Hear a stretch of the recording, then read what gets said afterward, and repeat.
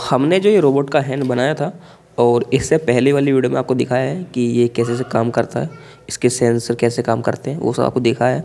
But इसके अंदर कुछ प्रॉब्लम ऐसी है, अगर हम इसको ज़्यादा समय तक यूज करेंगे तो इसके अंदर के जो मोटर के वायर है ये टूटने का ज़्यादा खतरा है। ठीक है, अब अगर हम इसे परचेज़ कर रहे हैं हैंड को और कोई इसको यूज कर रहा है अपने प्रोजेक्ट्स के लिए, तो ये वायर प्रॉब्लम कर सकते हैं, क्योंकि मोटर की बॉडी रोटेट होती है, मोटर की बॉडी के ऊपर ये स्प्रिंग वायर रोटेट होता है। देन उससे प्रॉब्लम हो सकती है कि ये मोटर वर्क ना करे वायर के टूटने पर। ठीक है, तो उसको ध्यान में रखते हुए तो हमने एक और रोबोट का हैंड बनाने की सोची नहीं, बना भी लिया है उसको। उसका मैकेनिज्म आपको दिखा दूंगा वीडियो में।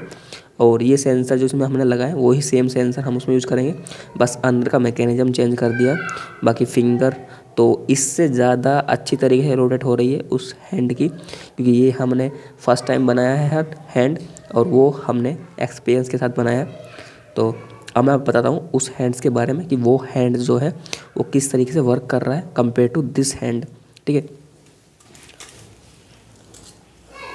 अब देखो इस हैंड में आप देख सकते हैं कि इसका मैकेनिज्म बहुत ही स्पष्ट तरीके से मैं आपको दिखा रहा हूँ। बाकी ये दो end to end motor use किए हैं यहाँ पर और एक यूज़ किया नीचे। ठीक है, क्योंकि इसके ऊपर और इन दोनों के वायर के बीच में इतना स्पेस नहीं है कि हम बीच में एक मोटर यूज करके इस अंगूठा को रोटेट कर सके। देन हमने पीछे मोटर लगाया है और इसके नीचे से वायर को लिया है, तब इसके ऊपर रोटेट होता है।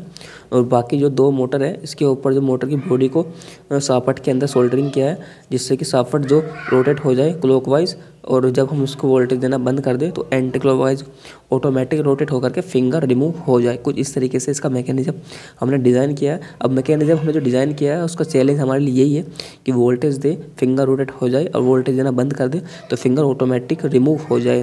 तो फिंगर जो रिमूव हो रही है वो ज़्यादा डिफिकल्ट है हमारे लिए बनाना भी और उसके बारे में उसका मैकेनिज्म तैयार करना भी। ठीक है, अब फिंगर कैसे रिमूव हो रही है आपको दिखाता हूँ वीडियो में। आप भी देखकर थोड़ा हैरान हो जाएंगे कि यार बड़ा अच्छी तरीके से वर्क कर रही है तो फिंगर।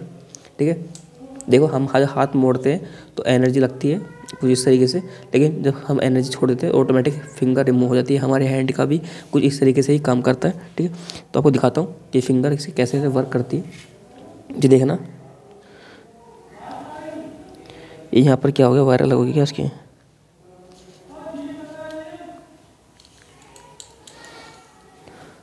तो थोड़ा वायर का प्रॉब्लम है, मैं वायर देख लेता हूँ उसका एक बार कैसे कैसे ये वर्क नहीं कर रहा। ठीक है, तो पहले वायर को हम टच कर लेते हैं आपस में,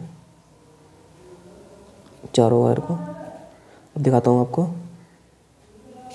ये देखो फिंगर रिमूव हो गई और थंब भी देखो किस तरीके से अच्छी तरीके से वर्क कर रहा है और रिमूव बैक हो गई। ठीक है, तो ये इसकी रोबोट की फिंगर कुछ इस तरीके से काम कर रही है। ठीक है, तो अगर आप भी बनाना चाहते हो किसी रोबोट हैंड को या किसी भी एग्जीबिशन के लिए आप बड़ा रोबोट बना रहे हो, आई थिंक 5 से या फिर 3 से 4 फीट तक अराउंड, तो उसमें आपको रोबोट के हैंड की रिक्वायरमेंट अगर है तो आप हमसे बनवा सकते हैं। हम आपको बना कर दे देंगे काफ़ी कम कॉस्ट में। ठीक है, अगर आप बनवाना चाहते हो तो आप हमें कॉन्टैक्ट कर सकते हो बाई नंबर या बाई व्हाट्सअप या बाई कमेंट्स कर देना, हम आपको नंबर प्रोवाइड करा देंगे। देन आप हमसे कॉन्टैक्ट कर सकते हैं। बाकी आप देख सकते हैं कि हैंड कितने अच्छी तरह से वर्क कर रहा है और काफ़ी ज़्यादा टेस्टिंग मैंने की है इस हैंड के फिंगर की और इन मोटर्स के जो ये सॉकेट हमने जो वेल्डिंग की है, सोल्डरिंग की है, कहीं वो हट ना जाए। ठीक है, बाकी आप देख सकते हैं कि हैंड किस तरीके से वर्क कर रहा है। बट इसका जो ये मैकेनिज़्म है वो अलग है।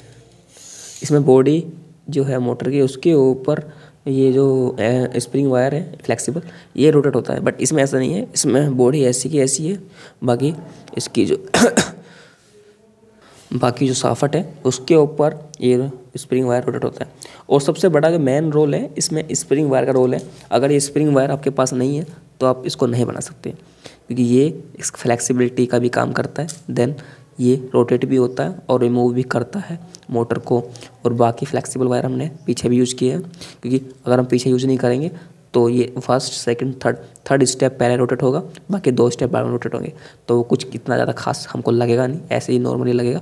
देन इसका लगाने का पर्पज़ हमारे लिए यही है, पहले 2 स्टेप रोटेट होए कुछ इस तरीके से, बाकी तीसरा स्टेप बाद में रोटेट होए। ठीक है, अभी आप देखना, मैं आपको दिखाता हूँ कि ये किस तरह रोटेट करता है। ठीक है, ध्यान से देखना,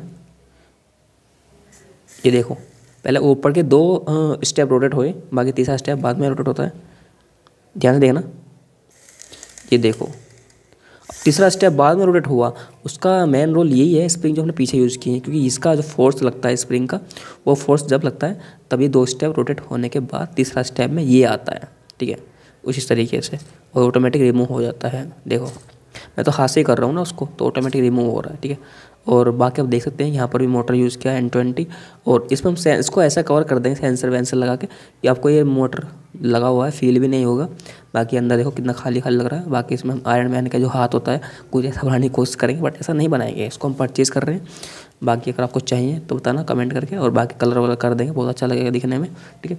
और बाकी सेंसर वेंसर तो यूज करेंगे, बिना सेंसर के तो ये किसी काम का नहीं साला। कब तक मोटर बैटरी जोड़ेंगे आपस में। ये देखो अगर हल्का सा भी रोटेट होता ना तो ऑटोमेटिक रिमूव हो जाता है। ये देखो हल्का सा भी हुआ ऑटोमेटिक रिमूव हो गया, तो ये बड़ा अच्छा लगता है मैकेनिज्म। ये देखो कुछ इस तरीके से वर्क कर रहा है, ठीक है।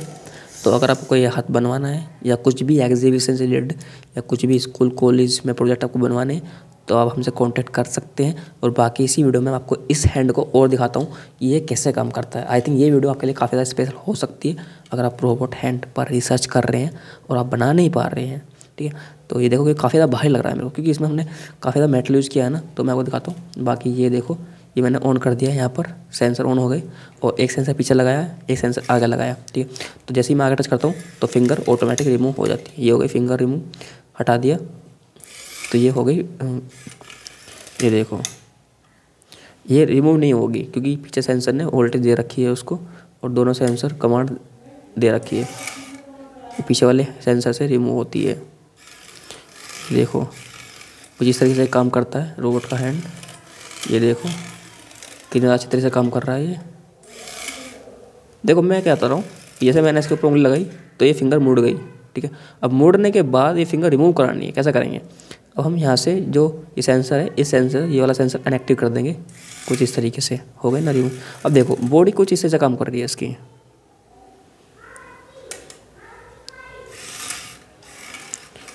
सेंसर काम को नहीं कर रहा है ये वाला। ये सूरज की रोशनी पे साला अलग काम करता है क्या ये। देखो ये देखो बॉडी कैसा रोटेट हो रही है इसकी।